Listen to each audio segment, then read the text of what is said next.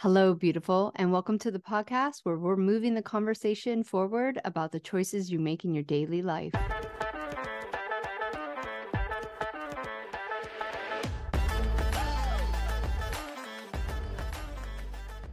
I'm your host, Monica Cox, and I'm here right alongside of you, learning, growing, observing, and trying to make better choices consciously and subconsciously. Together, we're going to become better versions of ourselves and have raw, honest, open conversations about the things that truly affect our lives. And maybe, just maybe, finally get to a place where everyone else's BS doesn't trigger us.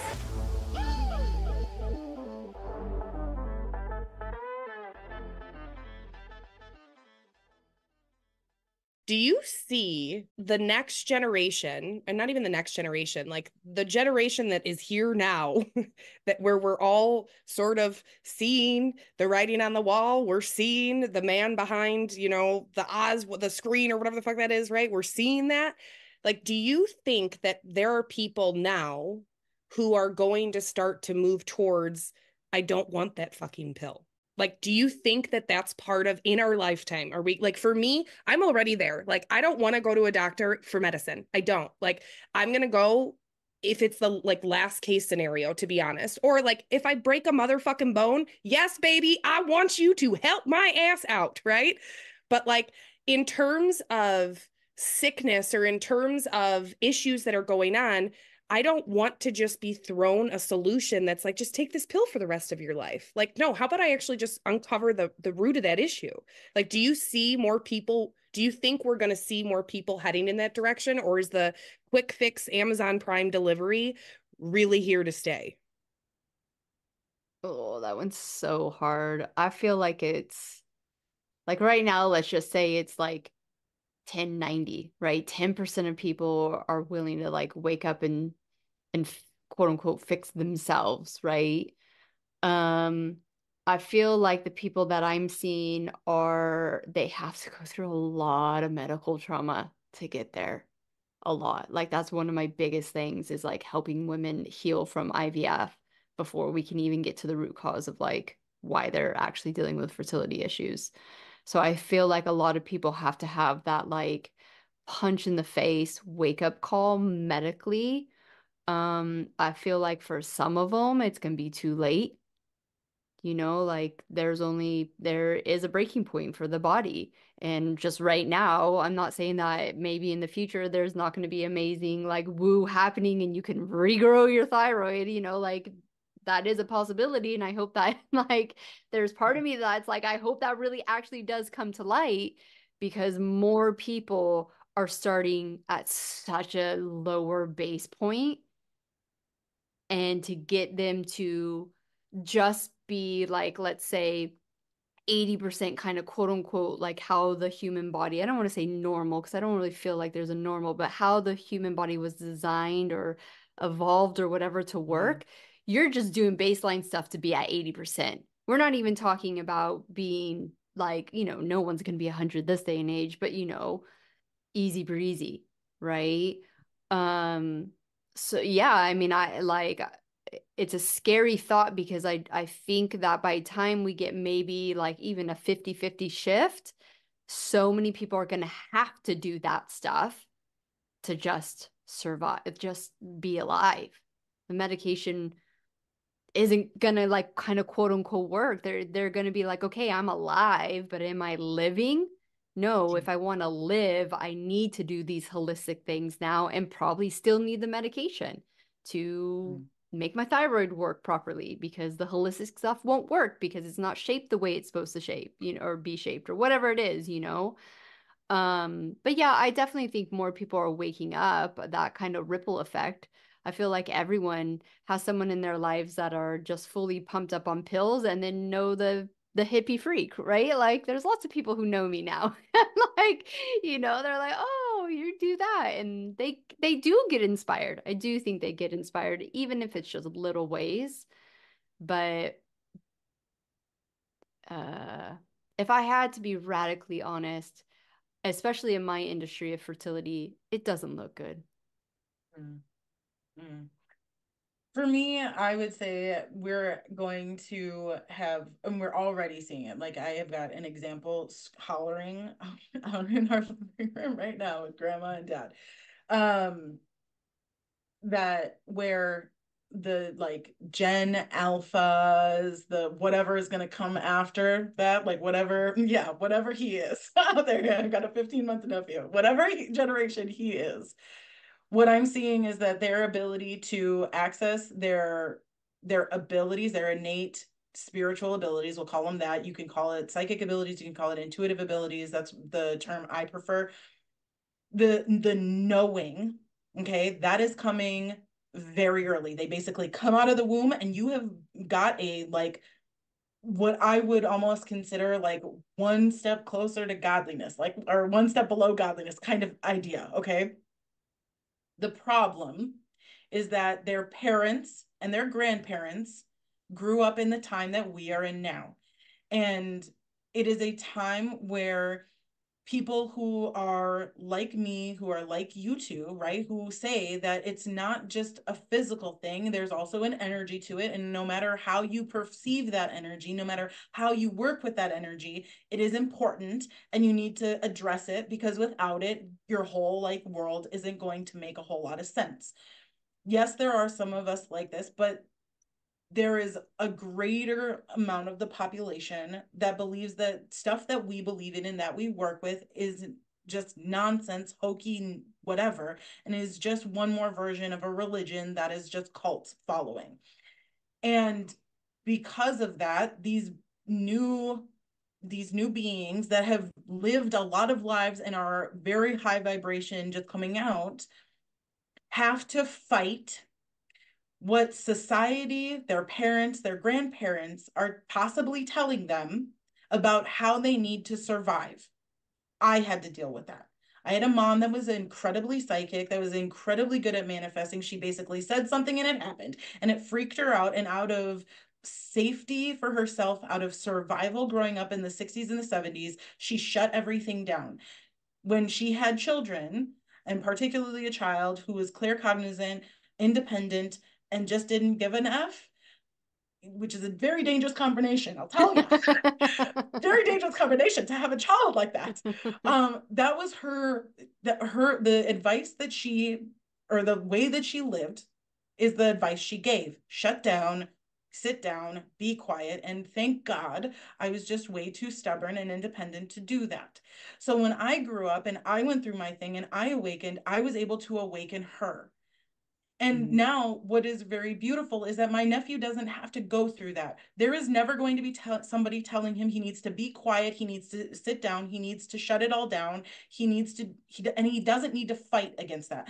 We are a family of people who are going to foster him, who are going to like actually help him hone those skills and do it in a way that is healthy for his body, teaching him what true holism is, which is, yes, you can sometimes use Tylenol if you need it, but you know what? There is a way to energetically shift your body so that whatever is going on out in the world, in no matter what we're doing to our water, our air, our soil, it doesn't have to affect you. You can be a higher octave above that nonsense. There are not enough people, in my opinion, who are going to provide spaces, and this is one of my like missions in life, is to create a space where if you didn't grow up with a parent or a grandparent who teaches what it is that I'm talking about right now, there is a place you can go to learn it. So that instant Amazon, give me a pill, let this one thing fix you, that doesn't have to be your only option. I think it will exist. I think that there is a timeline that exists where people who are not ready to do the type of work that we're talking about and need that they truly need that. They need that instant gratification that will exist for them. That will exist for them. But there are going to be more of us that rise up every single time and we create spaces where it doesn't have to be like that Yeah. and we can be better off for it. You know what it feels it feels like to me, like this is such an interesting space. I literally wrote this question because I was like, oh my God, I want to ask these women this question. And then as you were talking, I was thinking of this. It's so interesting because you know how we've talked about like the powers that be, they, Mm. whoever the fuck they are, like that don't want, whatever. It's like actually, the more we let them just do what they're fucking doing, the more to me, we're all like, I don't trust any goddamn system anymore. I Mm-hmm. don't trust the education system, the medical system, the political system, the financial system. You are all full of shit, every single one of you. And so, like, it's in how they're moving and what they're doing that's actually waking everybody else up to the fact that there is an entirely different way, and that whole system's got to totally crumble in order for us to create this other way of being, I guess. Yeah. I think it's just like going back to like your personal journey or like even your soul's contract of like, well, this is your journey, but if you're not getting there, you're gonna get cancer, like have infertility, like whatever, lose your home, all those things to wake you up. And I guess on a collective standpoint, the way we've built the society, you have to just let it get worse and worse and worse for the people who haven't woke up to the fact that it's not working. I feel like COVID was like a perfect example for that. Like it had to get real bad with that before a larger, I don't want to say majority, but a larger percentage of people were like, that doesn't make sense anymore. Like there was a few of us were like, that doesn't make sense from the beginning. And then like the weirder it got, the longer it dragged Mhm. on, more people are like, no, 1 + 1 does not equal 2 in your guys' rule book anymore. And I think that's just like what, especially here in America, what's happening and probably in the UK and Canada and Australia and New Zealand, like all these kind of colonial places are just, you know, gonna get scary first. And then, I just keep like envisioning like those like ants, right? We're all little ants and we're gonna like move that thing that's like 10 bazillion times heavier than us and like conquer, See, I'm like, I remove myself from that sort of like vision. Like I refuse to be the ant that has to move, 50,000 times my weight in order to like get anywhere. I say, screw that narrative and I'm not living it. Yeah. That's ridiculous to me. No, no, where I want to be is where I have enough strength to make my home exactly the way I want it. And I don't have to move any, garbage out of my way in order to have that. And that's where it's like when people talk about how like new earth is here, I believe that, but I believe that in probably a different way than other people believe that. I believe that it's literally a frequency that you decide to jump on. Mm-hmm. New Earth is here, that we're in 4D or we're in 5D, that exists, but it's a frequency that you have to decide to go on. Yeah. And you have to pick up all of your baggage and you have to plant it on there and you have to decide that you are going to match that frequency. So if you want an easier life, go out and get it. But you gotta pick yourself up. You gotta put yourself on it and you gotta do what's required to be on that. If you're wanting to be on a higher frequency, you best believe you can't be at a level 2 wanting to be on a frequency of 10. Yeah. You can't just be like, I'm gonna ride on the coattails of everybody else's 10 and not be on a 10. No, stay on 3D Earth, please. Yeah. Stay. And you will stay. I don't even have to worry about it. I'm up here. You can't even get there because you're not willing to do the work to get there. Well, and that's like what you're saying is like you have to pick up your baggage and scoop it up, get on that frequency, and then recognize that in order to stay on that frequency, that baggage has got to come untangled, you know? Mhm. Yeah. But Yeah. I mean, don't you think like in the ants analogy is that like the more people, I was thinking like the more we get together, the more like we have the Yeah. power, the frequency to shift, right? Like we're Well, not sure. Yeah, gonna yeah, like sit with the bullshit anymore, right? Because I think it's gone back to that conversation that we had about like homesteading, right? All these people are like, I yeah. just want to homestead, and which is amazing, and like I would join the wagon too, but at the same time, are you just running away?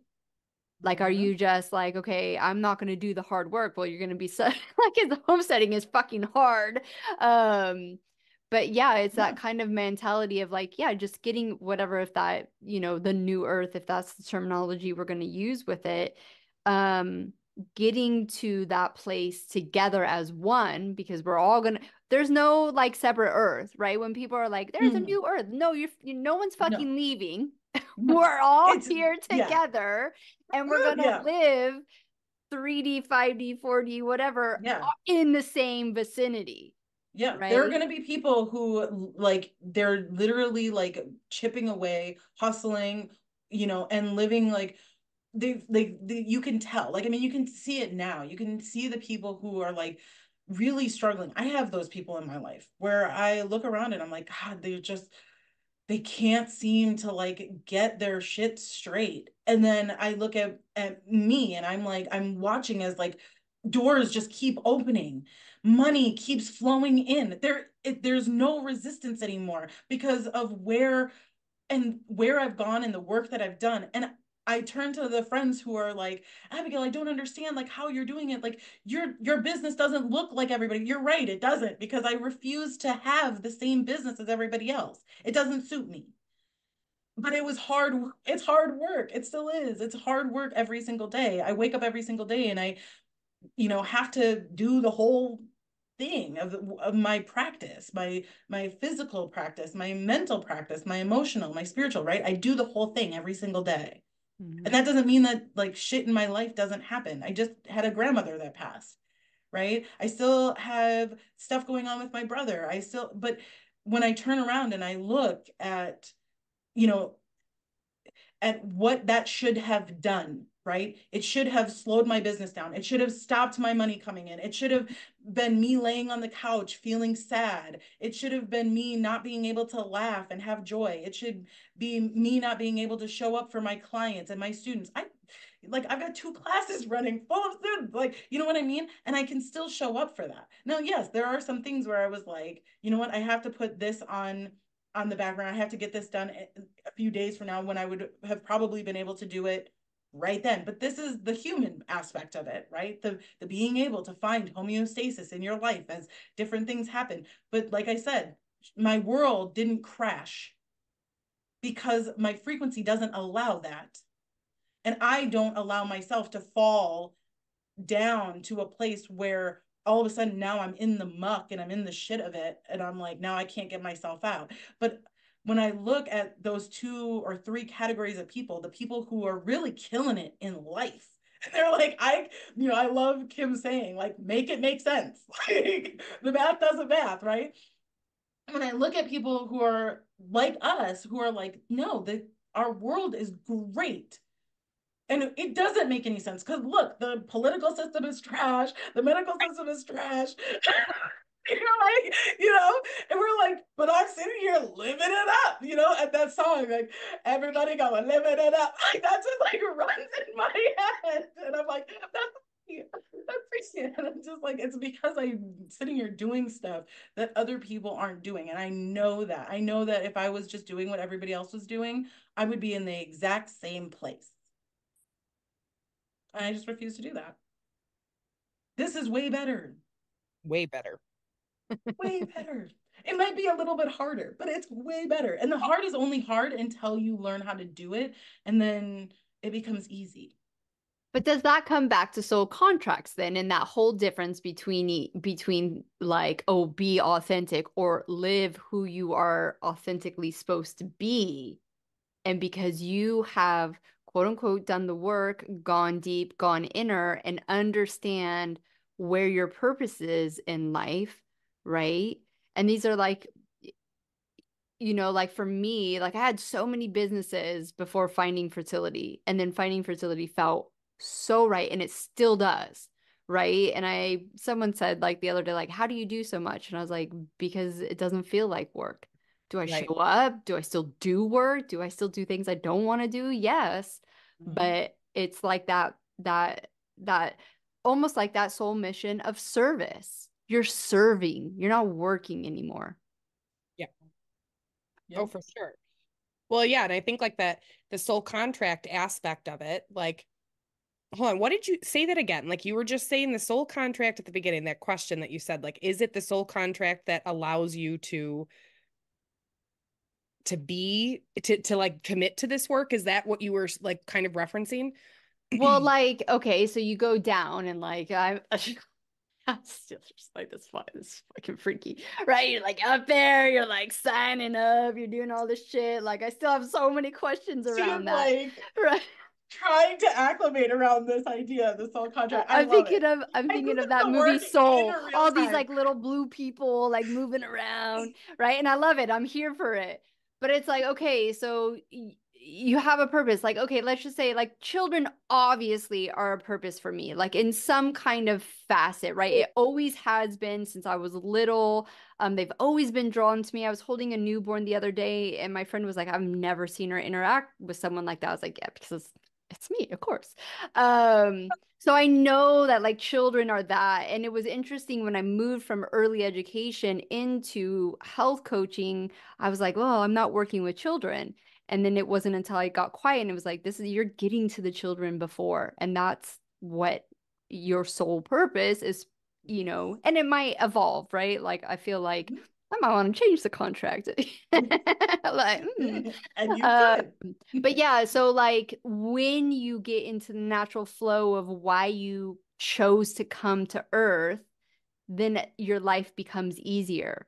And like you get out of the narrative of like, like this just pops into my head. We have a friend who is a very successful in banking and stuff. But like I know his sole purpose is to be a writer, right? Like I know I've known that for a really long time. And it's like watching him get out of his own way and get out of like defining like, well, I'm not making the money. I'm not the man providing, all this kind of stuff. And like you're gonna have to struggle to become, something different, right? So that's what I'm trying to say is like when you know what your soul contract Yeah, is, that's it what I was like moves through.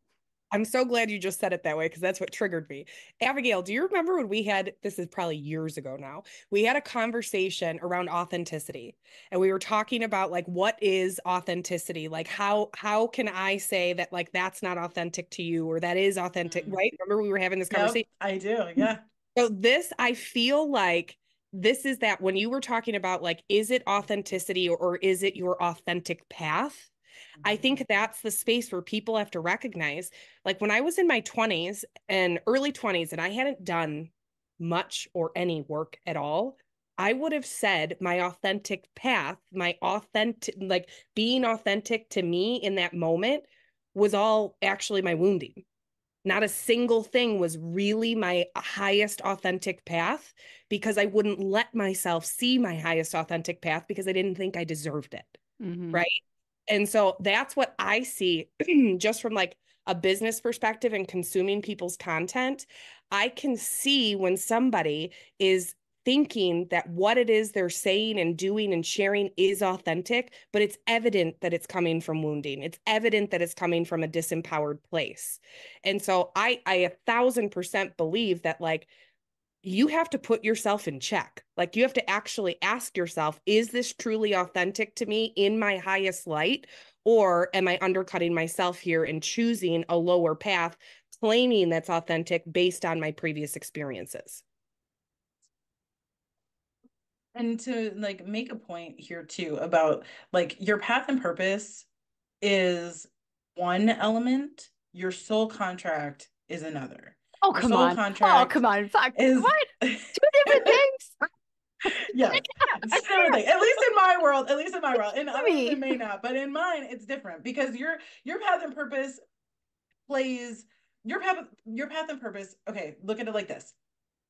I am meant to do something in this life that creates impact. But there are things that I need to heal. There are things that I need to do that could be just adjacent to that. So that means I still have a responsibility to live my path and purpose, to create my ultimate level of impact. And yes, that does move my soul forward. Yes, it does. But I have just as much responsibility to do that as I have to also stop karmic cycles, to overcome poverty wounds, to get over the witch wound, the mother wound, to get past traumas, to really honor myself in my authenticity, which for me, that is the fact that I am not meant to be a mother in the I birth thing. Don't get me wrong. Anybody who knows my life and understands I am probably more of a mother to that child out there than its actual mother. And everybody in my life that knows me and understands that story would say, yes, absolutely. But I know, and me and my mom laugh about this all the time, that him and I and our souls had a whole little conversation about how I was meant to be his auntie, and you will not be calling me mom ever. Okay? Ever. That's not my job. That's not what we signed up for. Together, that is not what we signed up for. Right? And there is aspects, there's things about me not being a mom to my own children that gives me so many ways to elevate and evolve, because I don't have part of my brain centered around making sure a child doesn't dump hot water on its head. Yeah, You know? absolutely. Yeah. And it's this is what's coming up for me now is that okay, like say with you and your nephew, even though it's like heart-wrenching, maybe not, that you're not gonna you're not gonna like be that mother, right? You're putting it in stone like this, I'm not gonna do that for you because that's not why we're here. It Mm-hmm. might feel really hard and like unfair and like, I'm not doing the right thing, but I know that there's a better path for you. And I think that's where a lot of people get stuck is that they know like almost subconsciously or in that soul contract, like I should not be doing that. But then all the earth side bullshit, responsibility, patterning, all that. And they're like, okay, well, I have to do that for that person because that's the right thing. And I'm going to do it for them. And maybe because it's easier or like, it makes you feel better or whatever it is. But it's interesting that that's what's coming up is that a lot of times we won't take the right path for our soul contract or our soul's being because we have all these like earthside stuff and then like Yeah. shit just gets more fucked up earthside for us because of it. Yeah. I mean, I think about him, about the fact that there is going to definitely be a time when he asks me in a very quiet moment why I couldn't have been his mom, or that he wishes that I were. And I will have to have the conversation with him that there are things about the fact that he has the mother that he has that helps him along, that life for him in some ways would be way too effing easy if I had been his mother. Way too easy to have a mom and a dad that like literally say like go like live your best life. It's kind of that like artist that's like you didn't beat me enough. Like I have no stories to tell because I've got no traumas, and I haven't, it's kind of that. I mean, not saying that like you need to be beaten in your life in order to like live a good life, but or to advance. You don't. But this is where like the duality of earth is really freaking hard to hold in a logical human brain sometimes, Mm-hmm. because it doesn't make sense. It doesn't make sense for why we would have to choose trauma and abuse and hardship in order to elevate. And that, I get it. I get it if you want to say, you know what, that doesn't resonate with me and I don't think that I can handle that. Like, okay, amen to you. Go. But I have seen it so many times and watched other people, whether it be friends or family, coworkers, whatever, who I'm like, their stories ultimately started off with, you know what, oh my gosh, I'm like, I'm struggling so hard. And then something happens and they open their eyes and they fight. They choose to fight for Mm-hmm. themselves, for their life, for their impact. And then they come to me again and they're like, oh my God, my life is so much better. And thank God that I had this like hardship, because if I hadn't, I wouldn't have fought for myself. I wouldn't have stood up. I wouldn't have tried.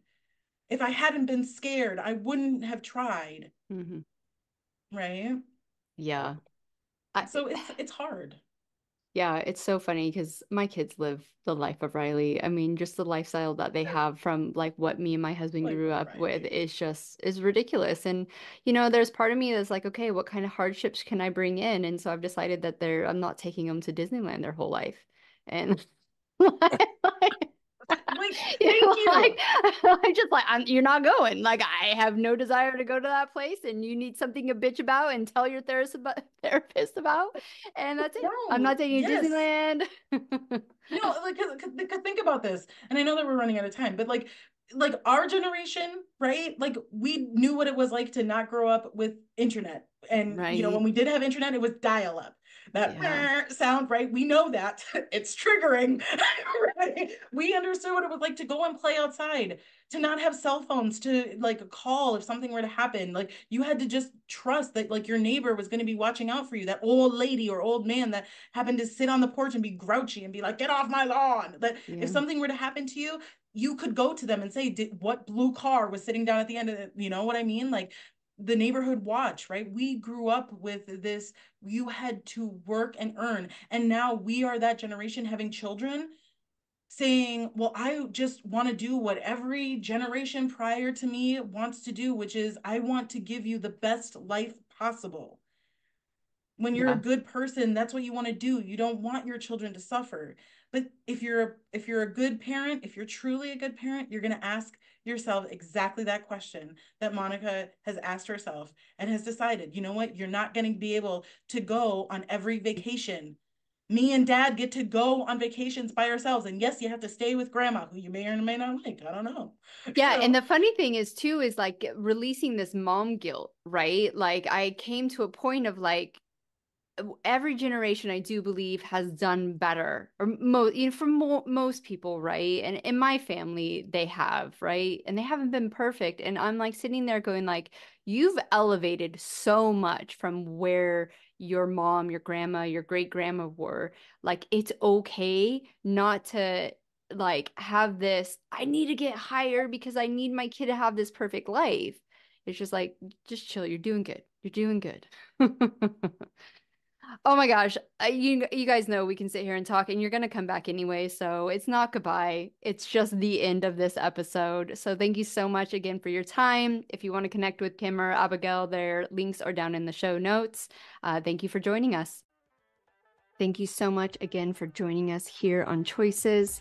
You can go ahead and leave a 5-star review because we're all friends here. But if you really want to move the conversation forward, please connect with us on our social media accounts, which you can find the links below. Have a beautiful week, and we'll see you next time here on Choices.